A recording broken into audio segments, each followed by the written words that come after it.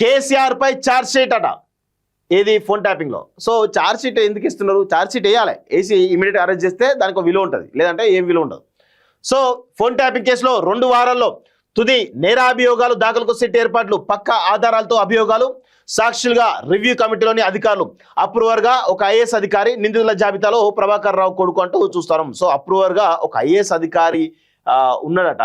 So మరి ఆయన ఏం స్టేట్మెంట్ ఇచ్చిందో దాని ప్రకారం మరి ఏం ఛార్జ్ షీట్ చేస్తున్నారో చూడాల్సిన అవసరం అయితే ఉంది.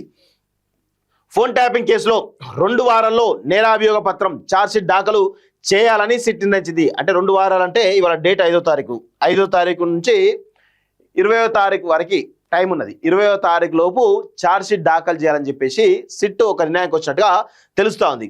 సో మాజీ సీఎం కేసీఆర్ తో పాటు కేటీఆర్, హరీష్ రావు మరికొందరు ప్రముఖుల పాత్రపై సాక్ష్యాధారాలు సిద్ధం చేసుకున్నట్టు సమాచారం. ఛార్జ్ షీట్ దాఖలు కోసం అధికారులు సన్నాహాలు ప్రారంభించారు. సిట్ చీఫ్ బుధవారం దర్యాప్తు బృందంతో సమావేశమయ్యారు. ఫోన్ ట్యాపింగ్ వ్యవహారంలో కీలక పాత్ర వహించినటువంటి ఒకరిద్దరిని ఛార్జ్ షీట్ వేసేలోపు అరెస్ట్ చేసేటువంటి అవకాశాలు ఉన్నాయి. కొత్తగా మరో 5-6 పేర్లను నిందితుల జాబితాలో చేర్చినట్టు సమాచారం. ఫోన్ ట్యాపింగ్ కేసును అధికారులు 2 కోణాల్లో విశ్లేషిస్తున్నారు. అధికార మార్గంలో జరిగిన అక్రమ ఫోన్ ట్యాపింగ్, మావోయిస్టుల పేరు మీద ఏదైతే అధికారికంగా జరిగిందో ఆ ఫోన్ ట్యాపింగ్ తో పాటు అనధికారికంగా ప్రైవేట్ వ్యక్తుల ఇళ్లలో, కార్యాలయంలో జరిగిన ఫోన్ ట్యాపింగ్ వ్యవహారం మరొకటి. ఇందులో అధికారిక మార్గంలో జరిగిన అక్రమ ఫోన్ ట్యాపింగ్ సంబంధించినటువంటి అప్పటి ఎస్ఐబి చీఫ్ ప్రభాకర్ రావు ఆయన బృందం నిఘా బెదిరింపులకు సంబంధించి అప్పటి టాస్క్ ఫోర్స్ చీఫ్ రాధాకృష్ణరావు పాత్రపై ఇప్పటి వరకు లభించిన ఆధారాలతో ఛార్జ్ షీట్ దాఖలకు సిట్ అధికారులు సన్నద్ధమైనట్టు తెలిసింది. ట్యాపింగ్ కోసం ఆదేశాలు ఇవ్వడం, రాజకీయంగా ఆర్థికంగా లబ్ధి పొందడం నేపథ్యంలో బీఆర్ఎస్ అధినేత మాజీ CM KCR, BRS working president KTR, Harish Rao, Santosh రావుతో పాటు మరో 2 ప్రముఖుల పాత్రపై మరో 2 ఎవరు నాకు తెలిసి శ్రవణ్ రావు, ఇంకా ఆయన ఎవరు నవీన్ రావు అనుకుంటా, వాళ్ళ పేర్లే వస్తాయి. సో పూర్తి సాక్ష్యాధారాలతో నేరాభియోగాలు నమోదు చేసినట్టు సమాచారం.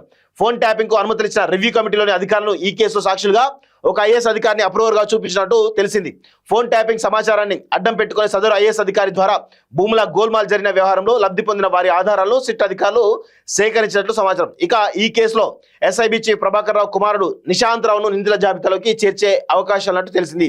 కేసు నమోదై 2 ఏళ్లు అవుతున్న నేపథ్యంలో ఇప్పటివరకు జరిగిన సిట్ దర్యాప్తును సమీక్షించుకొని తదుపరి చర్యల కోసం ఒక వ్యూహాన్ని రూపొందించినట్టు సమాచారం అంటూ చూస్తున్నాం.